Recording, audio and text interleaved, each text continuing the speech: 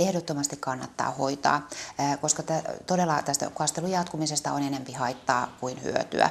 Eli periaatteessa me nopeutetaan tätä elimistön kypsymistä, niin silloin me saadaan lapsi tyytyväisemmäksi. Ei tule tällaista eristäytymistä kavereista, ei tule näitä psyykkisiä ongelmia, jotka helposti tulee, nämä häpeän tunteet, olen erilainen, näitä tuntemuksia tulee hyvin paljon, jos se kastelu jatkuu.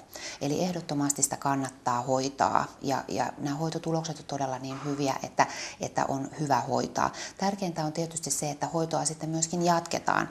Hoidolle, oli se hälytynhoito tai lääkehoito, ei välttämättä saada salamannopeaa vastetta, vaan hoitoa täytyy sitkeästi jatkaa esimerkiksi hälyttimen suhteen kuin myös tabletin suhteen se 3 kuukautta, jotta saadaan se kunnon vaste.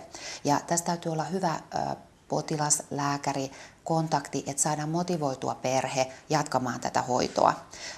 Ja saadaan myöskin lapsi motivoitumaan. Osahan todella näistä 5-7-vuotiaista häpeää kastelua niin paljon, että he todella aamulla vie sen lakanan sitten vai vihkaa sinne pyykkikoriin, jotta ei tulisi ilmi, että olen taas kastellut sänkyni. Eli tavallaan motivoidaan lapselle sitä myöskin ja perheelle, että lapsi ei ole erilainen, lapsi ei todella kastele tahallaan ja tähän on hyvä hoito olemassa.